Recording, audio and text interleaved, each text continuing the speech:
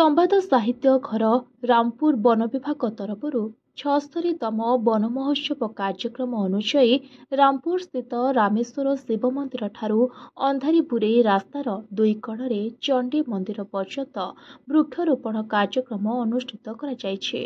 ଏହି ରୋପଣ କରାଯାଇଥିବା ବୃକ୍ଷମାନଙ୍କ ମଧ୍ୟରେ କାଠ ବାଦାମ ଅଁଳା ଆମ୍ବ सीताफल पिजुली अशोक कुलेर पणसा आदि खाद्य प्रधानचारी वृक्ष सामिल थिला। आज दिन में 50टी ऊर्ध गछ लगी आसंता 3 दिन भितर 100 ऊर्ध गछ लगाइबार योजना अच्छे।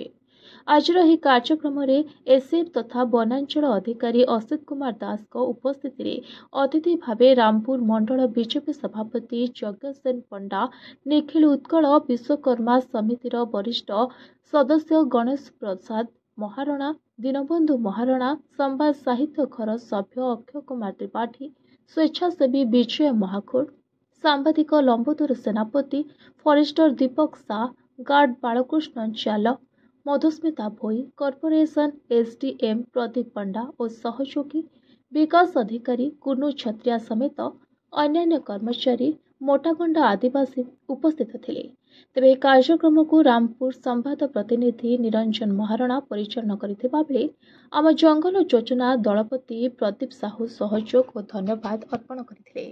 कलाहांडी जिला रामपुर ज्योतिर्विद डॉक्टर लंबोदर सेनापति report voice of Odisha live.